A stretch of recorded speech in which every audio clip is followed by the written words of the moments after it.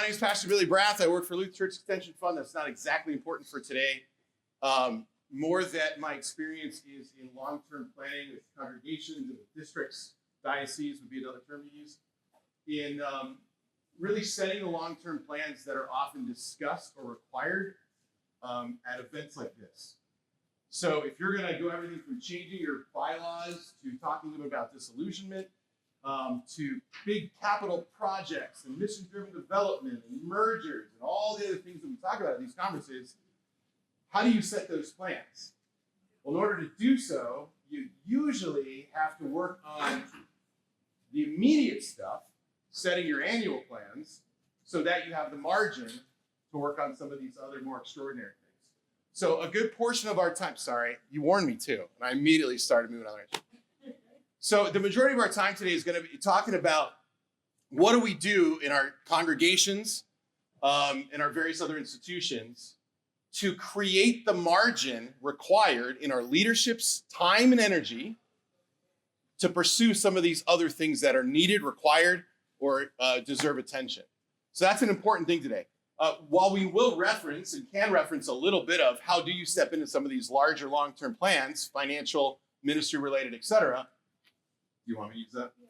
Just so I know. I'm still going to talk the same volume. Same volume. I am in the same volume. Okay, I'm a terrible person. I'm a preacher. Right. This is me calm and quiet. So while, I do want to reference a little bit of the long-term stuff, I will say the main, kind of summary of today is that if you do want to step into some of these longer-term capital development or some of these other, like the last session, which was about, disillusionment, see, now it's not going to work. Sorry. I'm just going to talk loud. Unless there's a way to turn it down a little bit. All right, cool. I tried. It's hard to feedback. Talking to our lawyer friends and folks like John are going to be important. That setting those long-term plans are absolutely what you do. Pursuing these big ideas is absolutely what we should be doing. But the majority of the organizations I work with never get to set those plans or follow through with those plans because they're stuck in their weekly and seasonal cycles of ministry operations. And I'm talking about churches of 15 people that I've worked with, all the way up to ones with thousands of people. Because if you're like me and you are taught to lead a congregation, or if you've just been part of a church or a synagogue or other organization, even a nonprofit organization, we're designed in weekly and monthly and seasonal cycles. So if when I was parish pastor at Trinity in Orlando, what was I thinking about right now? Christmas and Advent and the various services. And I had a big school. So I'm thinking actually today I'd be, all right, well, how am I going to manage tomorrow with Reformation services, because I'm Lutheran, along with I have to walk the kids around the block of our downtown church, 350 of them that are going to be in their costumes, and make sure that the police are going to be, like, that's what I'm worried about on October 30th, 10 years ago. And then immediately, right, you're into Advent, and then all of a sudden Lent shows up, and then Easter shows up, and then it's summer, and everybody disappears for some reason because Jesus takes off for the summer. And then you're right back into the fall again, and then ministry start back up, and school starts back up.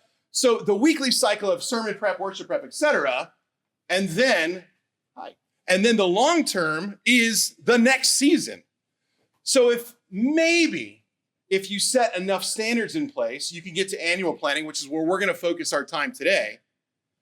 If you can do that work, the planning for weekly, seasonal, and then annual planning, encapsulate that, then you can create some of this margin to work on other things.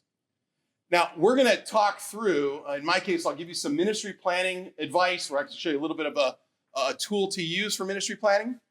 And John's going to spend some time talking about budgeting and what are the ways you can work on your annual budget that, again, give you the margin and a reality check so that when you do sit down with, Renato or Will or whoever and talk about some of these long-term opportunities, or maybe to reference Will again, if you sit down and look at your bylaw changes and some other legal stuff, that your leadership and yourselves have the margin to spend time following through on the plans that you set. They're going to take years to come to fruition. So that's our time today. It'll make some sense as we roll into it, okay? When you think about your annual plans, that's where I'm going to start. I want you to think of everything in 3 categories. It's how my brain operates at this point: ministry, campus, and financial. You can write those 3 down. You can leave the session now, and that's the great advice I'll give you. When you think about your weekly, annual, even 20-year planning, think about it in terms of ministry. So that's your programming, your activities, what you're doing, what people show up to. Your campus, that's facilities and your property, if you're renters, etc.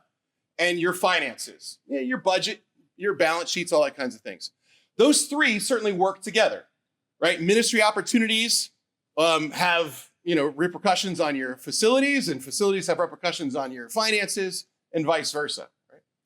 I do think a big part of the work that I've seen done, and it was even talked about in a prior session today, is that some facility options can lead to financial gains or adjustments that can lead to ministry expansions, right? So I do want you, and just for a moment, to think about the interplay between these 3 areas of planning and of execution, that budget reality influence, facility realities influence ministry realities, and all the other ways you can draw lines there.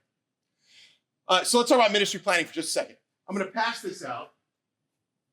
It's intended for you to look at, take a picture of it, and throw it away, because you all get enough paper at these things. I'm going to employ you for a second. Throw those around. Pass this stuff to you. Oh, these guys. Thank you. So check this out. When I work with congregations specifically and in dioceses, it works a little differently when I do that. But that little spreadsheet, that's an excerpt of a ministry event plan. The one for my previous parish is 100, 150 cells long. Your task, if you so choose to take on any initiative, is to start here. Make a spreadsheet, put a column with the date, put a name of the ministry activity. If you have a staff leader, a lay leader, some of you are like, I got a staff, it's me. So you may not have to have that category.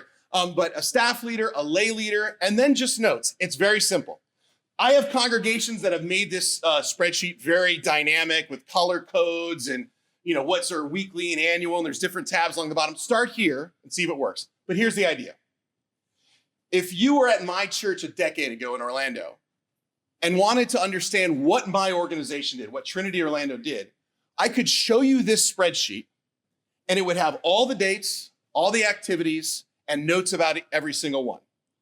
And I could say right now, if I got hit by a bus, which when I left, I didn't get hit by a bus, but I took a call and left my parish and started another parish, that spreadsheet was handed to the interim pastor that came in after me, and then the pastor that took the call 2 years after that.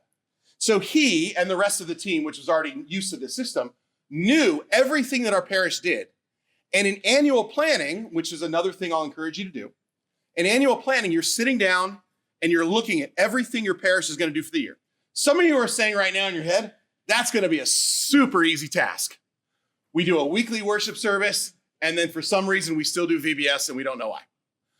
Or we have holidays and we do a few other things, and that's it. That's totally fine.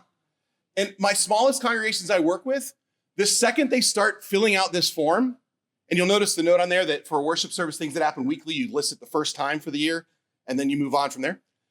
They find out very quickly that the organization that seemingly is small does a lot of stuff, is involved in a lot of things.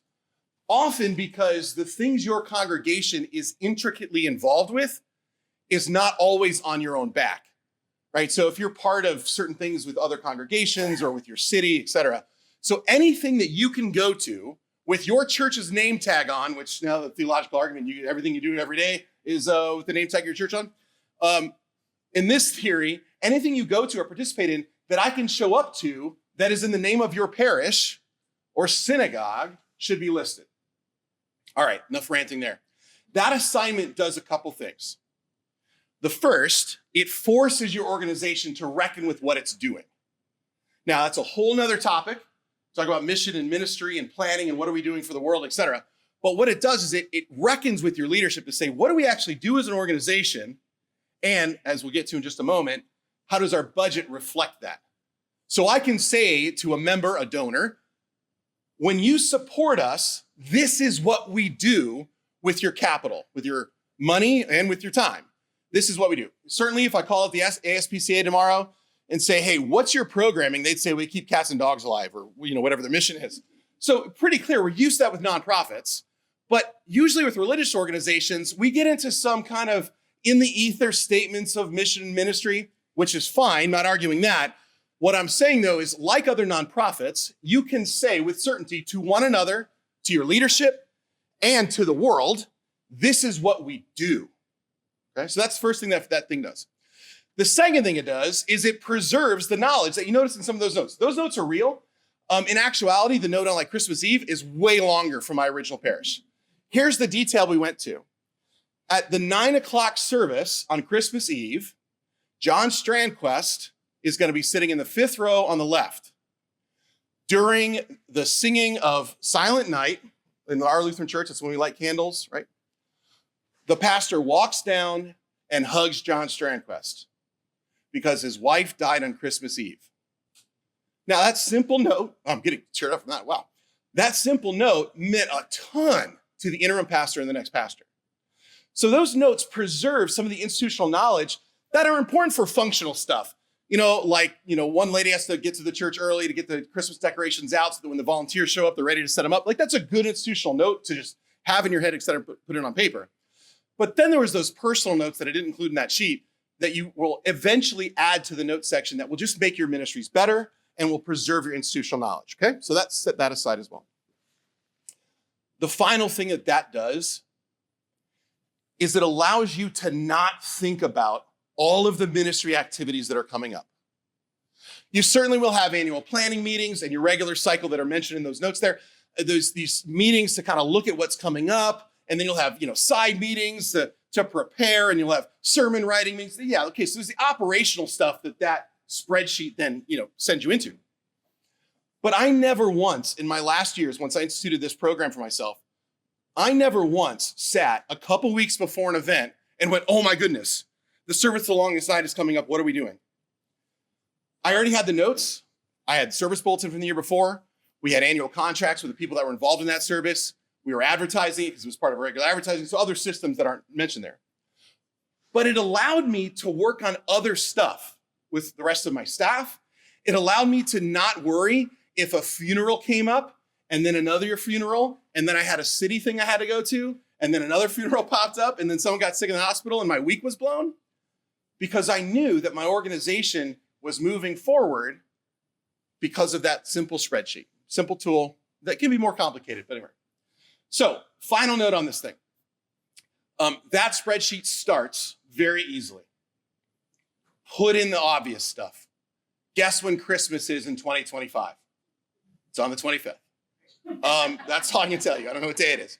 So you start with just the basic holidays and some of those natural things, and that spreadsheet will evolve. If you involve your members, if you have a team of members and ministry leaders in your parish, they will become obsessed with this spreadsheet. I'm warning you now. They're going to love it because they get to see all the things that their congregation does and add all those notes. So if you do have a small planning team, they'll love to be a part of it. I did skip one thing. The fourth thing that the spreadsheet does is it gives you an annual look so that you're not, using your people a ton in one time a year and you have gaps in your ministry. So I don't need to spend time on that. But when you work with your members, they're going to have this annual look at what are we doing in worship, in Bible studies, in fellowship activities, in service, and actual external service, interacting with the community. So it gives you an overall view of what your organization does. Employing your people, getting them involved in this document is going to be very important. And then once you have this annual plan in place the first time, resetting it every year is super easy. Which now comes, I'm going to skip I talked about campus, have campus plans, but for annual stuff, have capital improvement plans or capital maintenance plans. How many of you have capital maintenance plans? Awesome, gold stars.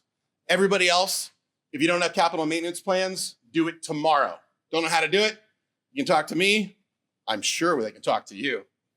I don't know how, but whatever. I'm trying to drive them to you guys, right?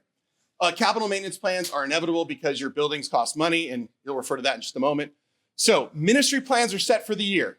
Hopefully you now have some margin to do some other cool stuff, to call William and pursue bylaw changes, right? Hopefully you have capital maintenance plans so you understand the costs to run your organization on ministry and campus. And then finally, which we'll get to now, when you look at annual budgeting, how do you do it well?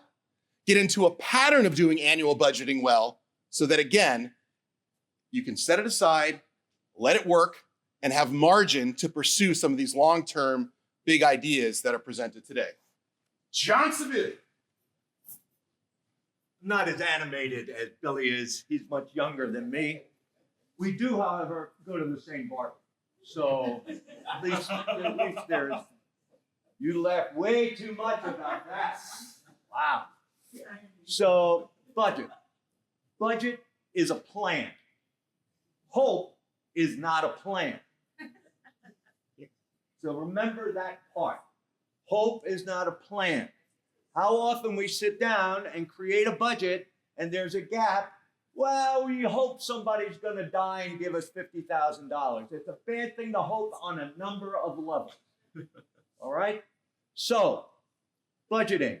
It's annual, but it's also monthly.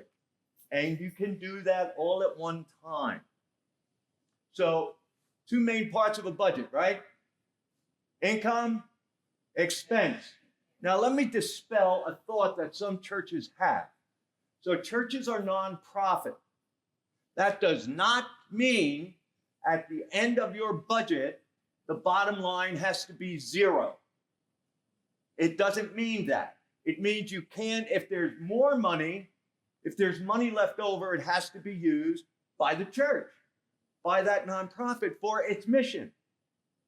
So it's a surplus, it's not a profit. Too many churches are less than profit when it comes to the bottom line, and there's a negative there. So, income, expense. What is the biggest expense a church generally has? Generally speaking, salaries are 55 to 75% of a church's budget, nationally. In New York, I have no idea. I know the churches where I've been where salaries are. And it's been more than 50%, generally speaking. That you're in the people business. So of course, and there are going to be those when your budget comes out who says, oh, that's awful high. Half the money's going to the pastor and the organist. And if you have a children's ministry person, it's too much. It's not too much. You can quote me that it's a national average that is between 55 and 75% of a church's budget are its people. This custodian, let's not forget the sexton or custodian or use a cleaning service. That's the biggest expense. And you know pretty much month to month how much that's going to be, right? So how many of you budget January to December? Nobody? One. Everyone else September to... All right, let me ask this question. How many of you do budgets? Maybe, okay, got a few more responses. That's good. All right.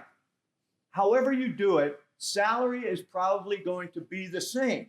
If you think there's going to be a 5% increase during your budget year, factor that in. So the nuts and bolts of building the budget have 12 columns, January to December. You're going to see why that's really important in a minute. Put down what those numbers are going to be. All right, what's another expense that the building, right? So utilities, heating and cooling. How many have air conditioning? Okay, so there's heating and cooling, right? So your cooling expense probably isn't going to be too big in January or February. Your heating expense will, if you want people to come to church, right? So go every month. What are you going to, and how do you do that? Look at last year's bills. Get an idea on what that's going to be month to month. What other expenses are there? There's utilities, there's telephone. You're pretty much going to know, look at the past year, month to month. You probably have a lower telephone bill. You may have a lower telephone bill. You even have them. anymore. Many churches got rid of phones, and it's just why? What do you want me to do? She wants you on camera. Saint Frank. What? All right, hang on. Okay. What other expenses do you have in your budget? Marketing. And do you market at a particular time of year or all year? All year, every day. All right. Some churches will advertise or market for Christmas services, Easter services, other special services, right? So plug those marketing numbers in. If you have those, you probably have a website. I'm sure that's an annual fee. Throw that in there. What is it month to month to month? How many of you have programs? Children's programs, for example. So you're probably going to buy VBS material or BBC, or if you have a thing in the summer, that's a one-time expense for those materials, right? Sunday school, are you doing that monthly? Doing that quarterly? Put those numbers in. There's a reason for this. All right, those are major expenses. Now let's look at the income. What is the major income in most churches?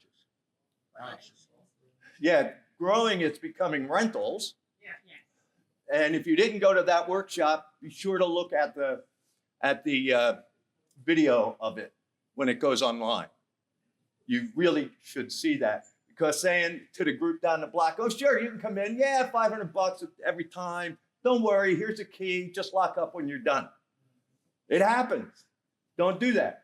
But donations. So are there times of year that you get more donations? We try not to. Okay, if you're involved with online giving, monthly giving, that tends to smooth out the peaks and valleys, the valleys of the summer, the peaks at Christmas. But some churches don't do that. Plus, you've got more visitors coming at Easter and Christmas, right? The CEOs, Christmas, Easter, and one other time of year. The CEOs come to church those 3 times. They're throwing $100 in because they feel guilty about the other weeks they weren't there. So that's fine. You're going to count all that money. So on the income line, your number in December is going to be bigger than it is in August. And the number if Easter is in April, is going to be bigger than it is in July or August, more than likely. Put those numbers in. Other forms of income are rentals, right? What am I forgetting? Some of you may have investments that you're pulling from on a regular basis. Now, if you're only pulling from it, if you're trying to time the market for some reason, say, oh, now's a good time to sell, don't do that. Don't do that. Decide how much you're going to need in a year and do it progressively. Again, it will make your line a little better than the ebbs and flows of your investments. But put that down that you're intending on getting that. And be honest, be realistic. Don't look at that income line and say, oh, I know we're going to have 50% more in giving next year because we've got a special stewardship Sunday. Yeah, that's when everyone stays home. So never announce it's Stewardship Sunday. Don't do that. So was about the endowment. Yeah. So let's say you have $100,000 in your budget that you're going to take from your endowment every year. Your inclination is to do whatever that is, $8,300 whatever dollars a month versus $100,000 once a year. Yeah. Or quarterly, whatever. Yeah, or quarterly or something like that's what I would do. And that it guards against trying to time the market. And somebody getting up at a board meeting or trustees or whatever we're calling them today, and whatever the attorney general is calling them, and saying, oh, it's a great time to sell AT&T. Oh, we got to buy this and do that. Bad, bad, bad. So again, you want to keep those slopes down. Why am I asking you to do this month to month to month to month? Here's what churches do. They say, here's our annual budget. So here's how we did this month. Here's how we did year to date. Here's our annual budget. Well, our income is really low. Well, because it's not Christmas yet. Well, our flowers, we haven't spent that much money on flowers. Well, it's not Easter yet. Someone should be able to look at your budget, know what's important to you, and know what the state of the church is, basically. And if you don't have a month to month, so if you know what it should be, the annual budget through April, put that number down against April. Now I have a much better idea. And if there's fluctuation, maybe that needs to be explained. But if your budget and report comes out and needs to have a long explanation, you're not presenting it well. It should speak for itself. And as Billy said, it should be clear to anyone looking at your budget what is important to you, to your church. Just as someone should, it used to be your checkbook, someone should be able to look at your credit card statement and know what's important to you, right? And if everything is Amazon and nothing is Plymouth Church, it means Amazon's more important to them than Plymouth Church. Very simple of them. I used to work at Plymouth Church, as these two do now. So that's the annual budget. It's a plan. Don't be afraid if the situation changes. You have a budget in your own life. Now, you may not write it down, but you know what your budget is. You know how much you got coming in, and you know how much is going out. Pretty much, right? Situations change. Then your personal budget changes, doesn't it? If all of a sudden Social Security isn't going to come out for 3 months, my situation just changed, my budget has to change. It's no different for a church. Don't be afraid of charting the course, and when you get to April, say, you know what? We were just way off. We need to reorganize this a little bit for ourselves so we know where we're headed and what we're doing. Okay, does this make sense? Okay. Back to you. All right. So my parish I mentioned before, Trinity Orlando, we did this. We had a zero-based budgeting system. But admittedly, we were a $5 million organization because of our school. But an executive for Disney was our treasurer, the account executive. And so I never really got into it. So for you clergy out there, or folks who run the church and are saying, our business people look at the finances, it was a detriment to me not understanding the budgeting of my congregation for two reasons. One, for the future, so that as I went to new parishes and new congregations, I understood how to do long-term financing or financial and short-term stuff, budgeting we've mentioned. The other one, though, is so that I understood what he was just explaining. What does my congregation value in ministry activity, and is it supported by our financial plan? When I did my second parish, I went to this. I did it on my own, a smaller parish, but I got to do this kind of month to month, and that storyline worked. So I could say, in this case, to my donors, it was a mission church, I could say to my donors, our cash needs changed throughout the year. Here's what they were, and how I matched my various fundraising activities and events matched our cash flow. Since I do work for a financial institution, I do have to say, when you do this kind of budgeting, if you don't have a commercial line of credit, I'd recommend looking into that. That's all that advice. I probably have to have a disclaimer there too for the Lutheran churches in the room. But lines of credit can help kind of balance a little bit of this cash flow, but certainly is good for reporting. The last thing that he mentioned there, though, when you do have this conversation with your congregation, I want you to get used to this. If you are every year and every month, but every year, laying out your ministry plan, talk about that more in just a second because it'll relate to our last piece. If you lay out your ministry plan every year and your budget matches it, you're telling your congregation this is what we're up to. And they start to trust you when you actually execute a plan that is thought through and executed well. Right? So obviously on the financial side, we think about that. Like you never want to have the end of the year budget and it completely looks nothing like what you started the year at. So in one sense, being able to update your budget monthly, having this cash flow reality check, it builds this trust with your congregation on the financials, which is important that your people trust you on the business side. There is many stories. I work a lot in the fundraising world. There is many a story of people who give a ton of money to nonprofits and not to their own parish. The person who gave the most money for the Crystal Cathedral was not a member of the Crystal Cathedral out in LA. He was a Lutheran, actually. And when his pastor asked him, like, why didn't you give us millions? He's like, you guys didn't ask me. You didn't really do anything.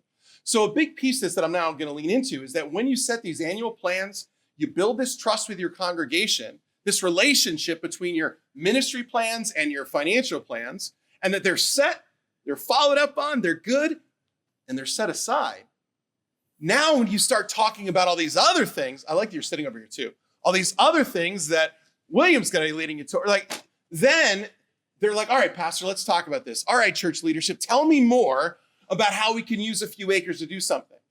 If I went to my parish and said that we were going to build a 9-story high-rise on my campus, which was our original plan down there in Orlando, to build a 9-story high-rise on our campus, and they're like, you're going to do what? You can't even manage the week-to-week finances or operations of this church, or our church doesn't even do anything. We sort of trip over ourselves to produce a Sunday morning activity. How will we ever be able to do something big like this?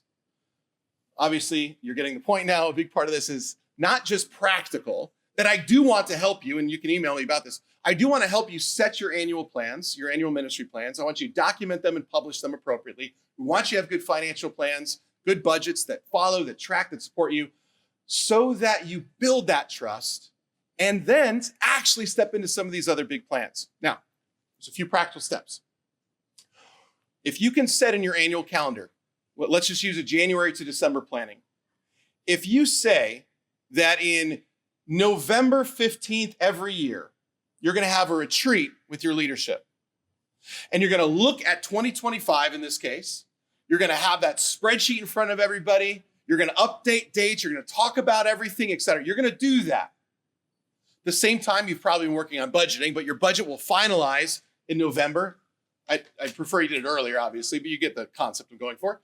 If you set those annual plans, then what I'm going to challenge you to actually do is in the new year, as those plans become activated and you trust them, that you can then set a day a week. This is the hardest part of this, man. Set a day a week when you're working on this other stuff. Now, for some of you sitting in this room right now, you're like, all right, man, that's kind of a good idea. You're using your hands. You're loud like a preacher. I'll believe you. It's when you leave and set your actual calendars that this happens. I've been trying to write a book for 2 years now, and I need to just finish this, I want to curse there, thing. And one of my personal problems is that I don't set aside the day that I need to get in the zone to write this thing, because it's a textbook on financial management in churches. Huh? How about that for a good afternoon of writing? But that's one of those challenges that people who write books tell you is you have to set aside those times. Certainly there's the workout stuff. I can tell you about how often I work out, which I do work out a lot, but you wouldn't know it. But that's one of the problems is I don't set aside the exact time to follow up. Lots of other examples. This isn't a self-help conversation. It's really a church help conversation.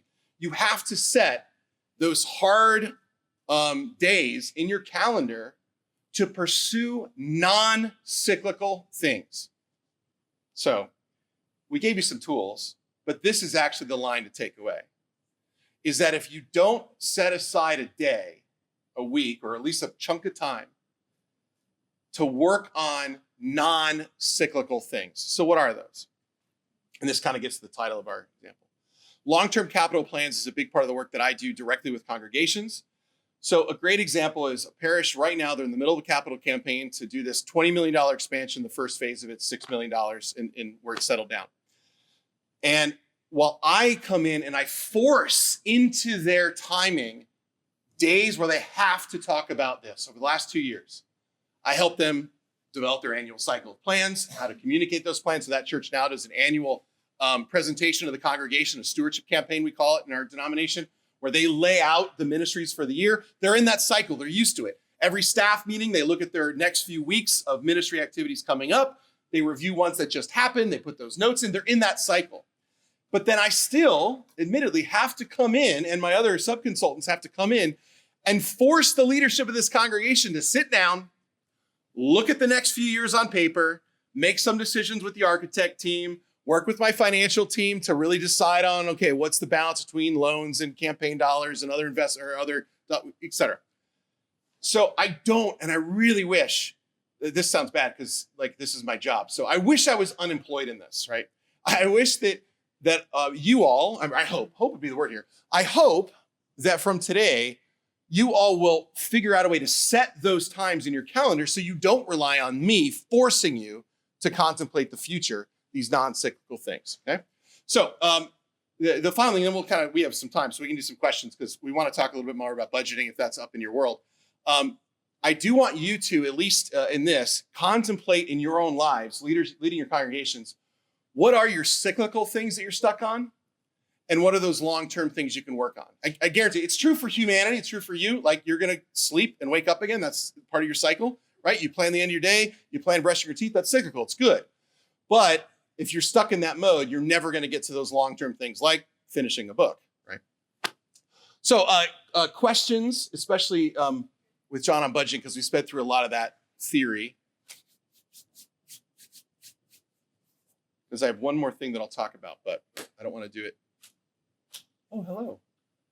Are there any limits I should be aware of before I spend for my endowment? Let me ask What's the for question? a lawyer. What do you No. think? Yeah, so I think it's also when you're using your endowments in any donor restricted funds, you should be aware of that you may have endowments that are subject to New York State regulation. And so when you're budgeting, you have to remember that you may not be able to spend the amount that you'd like to budget for. The magic rule of thumb is to traditionally you should not be pulling from an endowment at greater amounts than 7%. And in fact, distributions of more than 7% of a corpus of an endowment fund in the state of New York is rebuttably presumed rebuttably presumed to be unreasonable. So I want to clarify one thing. Donor restricted endowment. Many churches use the term endowment when it's a fund functioning as an endowment, but it isn't. So the council says, okay, we're only going to spend this money on new windows. The council can change their mind the next day because a donor didn't restrict that money. The council said that's how we're going to spend it. So there's a difference between donor restricted money and money that you've just got in savings that you're calling an endowment because you think it's cool to call it that. But if you got offerings and said these offerings are to pay for the window, that is a horse of different color. Yes. And that's a donor restriction. Right. And you've got to honor that. Not just because it's right, because it's legal. Okay. Groovy. Yeah, sorry. Yeah. All right. So while you guys think of more questions, the last thing I want to present to you is related to this annual and long-term plans. Part of kind of the vision that I do with my bishops around the country is helping them think through what are we dispensing down to the congregations, like especially because lay leadership has shifted a lot or changed, congregations shrink. The knowledge of congregations has shrunk, and so we're trying to say, what do we reteach these congregations through lay programming, and even pastors? How do we help them teach their lay people on how to run congregations? And so, in a sense, a lot of where my brain sits is in the perfect world, which we'd all be in the Garden of Eden without clothes on, it'd be great, but since we think about how do we strive to be the perfect church, what does the operational side of a perfect church look like? And I want you to imagine with me for just a second. You're a member of a church, and it's the end of December, beginning of January, and you receive from your congregation this big document. It's a book. It's a little booklet. And I have examples of this, by the way. If you email me, I'll email you a copy of it. And you open it, it's an intro from pastor, and it's a nice picture of him, etc. And as you turn the pages, it reminds you of the ministry and missions and whatever guiding statements your congregation has, what God has entrusted to you and why, right? Turn the page again, and it's some kind of ministry structure. So, we worship together, and we grow and learn together, and we serve our communities. Those kinds of statements, those kinds of encouragements. Then as you turn the page, you hit a calendar. And it's a list of all the different ministry activities, worship services, times, explanations, contact information, Bible studies, Bible study topics, all the way through all of 2025. When is the men's breakfast Easter celebration going to be? When are the work days scheduled? And what hours those work days going to be? I mean, you're looking through this and you're like, wow, look at this organization that this place has. Look at all these various things we're going to do. I'm going to pause there for a second. There's a church in Iowa that inspired this. Brent Hartwig is the pastor. He was an internal business guy for the Disney company. We worked at the Disney company at the same time. I was on the dancing side. He was on the corporate side. We were at the seminary at the same time, and so we've stayed in contact, and he's one of my consultants now. He actually does this, but to the level of agenda, where all of the council agenda items, and it's a big congregation with a lot of moving parts, is set for an entire year. So this can be done in practical world. This is not just dream world. Get back to my dream world, though, because I want you to picture turning the page. As you get through it, there's the financial stuff. It's in summary form, right? So it's not necessarily all the line items, but you see the personnel expenses, you see the facility expenses, you see the operational expenses, and you see your missional expenses, the money that you collect and then spread out to the church and the world, right? Okay, we understand it. There's an income side. This is what we need to take in. Maybe there's that line item for the money we take in from rentals. There's a line item for the money we take in from other cool stuff that Will's going to figure out for you. And then there's a line item for the offering plate. And it's dispensed in such a way that we understand what we as a congregation, according to what God's been given us, right, where you are in the pyramid of giving. And so you see that. We see the reality. But remember, now your financial conversation is in context of your ministry conversation. Because you've just presented what God's asked us to do, what we are doing this year, and what it costs, and what my participation is going to be financially and in person, because I didn't mention this, there's also a little volunteer guide. All of that, but then you turn the page. And here's that last bit that is so rad when a congregation does this. It shows the future. Whether it's that building that they're going to expand to in the coming years, right? It might be 5 years down the road, but they've worked with an architect to understand the current capital maintenance needs adjusted to what the long-term building plans are. Or maybe it's new ministries. We're going to plant a church in 3 years, or we've partnered with a congregation in India and we're building a relationship with them that's going to take 5 years and a mission trip's coming in 2026. Now you start to have, because you're in this period of setting these annual plans, now your members can turn the page and see what the future holds. So from my side, I love that stuff because I'm obviously involved and get excited about, like he does with bylaws, meets long-term planning and the possibilities and opportunities God's placed before us, even if your church is 10 people. But on the pastoral side, right, not just the church businessman side, on the pastoral side, this is what inspires our members to realize that God is real, the church is still doing good stuff, and that narrowly their congregation, their church, their religious family is active and thinking and being creative and planning and looking towards the future. It's akin to a family, and this is where I'll wrap up, then we'll do final questions, but it's akin to a family. When I talk to my family, and you guys would have this too, it's inspirational when you talk to your family and you're looking out a few years. What's happening? What's going on? What are we working towards? We have a niece now. She's that big, and my family's excited for her to be that big. So we talk about the various stages of her life that are coming. It's exciting. And my family went from dad's sick, mom's sick, Billy's getting fatter and lives in New York, and sister's in, South Florida, and to the inspiring for the future. Like your niece brings that energy of because there's a future to the family, and it's exciting, right? In a related way, but I think definitely an inspirational way, when we're able to set these long-term plans, ministry, facility, and of course the financials that support it, it inspires your congregation to be excited.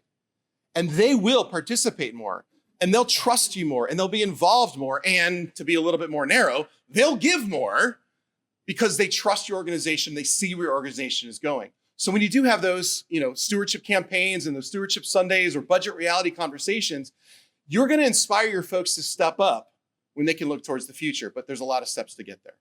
Okay. Other questions? I wanted to add one never more mind. thing, because we're talking about donor restriction, and this is important. As churches get older, they tend to be getting bequests. People die, and they leave the church some money. When you get a bequest, call your attorney. That's my advice. Because the bequest may say, this is for a new organ. Well, you don't need a new organ, but it may say that. There's a process to go through. You can't say, well, But Susie really also liked the ground. So let's just put in new gardens. That'll be okay. No, it won't be okay unless you go through a process. And Will's office can help you with that. I was through that at Plymouth Church with a very large bequest. Part of it was going to a hospital that no longer existed. And there were 8 nonprofits named in this very large estate. And we had to go through the Attorney General, and we all had lawyers and the whole deal, and it got sorted out. A long time ago, before Will was born, there was a gift given to the church. And I remember we were represented by Capel, and the hearing officer or judge was in a restaurant in City Island. And we had to argue that the Ladies' Aid no longer existed and that it could be, we argued, but could we use it for this? We were successful. I couldn't have done that without legal counsel. There is no way. So when you get a bequest, know what it is, ask a lawyer, does it say income only? What does it specifically, what you want are undesignated. And if you get a bequest, don't just throw it into the income line in your annual budget, because that's going to screw everything up. Now you're not going to really know where you stand. Just set it aside and decide what you're going to do with it. Take a little time to decide what you're going to do with that gift. All right, you ready for this tie-in? So congregation in Milwaukee, they're in a four-phase, 20-year project to move their old campus to a new campus, blah, blah, blah, blah. So they built out their first main campus, looks like a big box kind of a church. Their school is still over there, and the multiple phases to come. Lady dies, her request is, hey, it's for an organ. Well, they had already put in the new organ into the new massive sanctuary a year before, and this is like a $400,000 gift. And the congregation could say then to the family, and hopefully it was with legal help, but different area of the country, with legal help, said, hey, we already have an organ, but here's the next phase of our building program that you can then buy into. And they did. And so then that next year, they built the tower that was the next stage of the building campaign. So because they have long-term plans, even though those long-term plans were $30 million plans, by having them in place, they were able to redirect dollars in an awesome way that really blessed the process moving forward. Billy's disclaimer is that was in a different state. You get one of those, call Will. Yes, yeah. He'll help you through that. Yeah, so you should have a gift acceptance policy.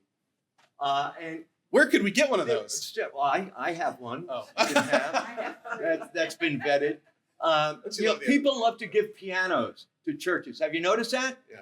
Everybody, they want to get rid of a piano and say, well, it's worth $25,000.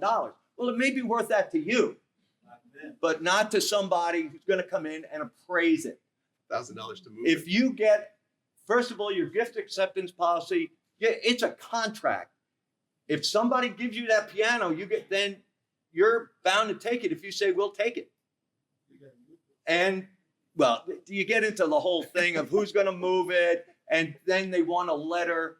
For when it's hard stuff, just say, we received a piano in this condition, excellent to lousy, and it's their responsibility to have had it appraised. Don't get involved. Do not give them a letter stating anything like that, unless it's hard cash. Don't take pianos. There you go. Don't take pianos. All right, any wrap-up questions? Certainly if you have financial stuff, John, you have John's email. I'll give you any of the stuff I talked about. I have examples and can just talk you through your situation. You can email me. Yes, ma'am?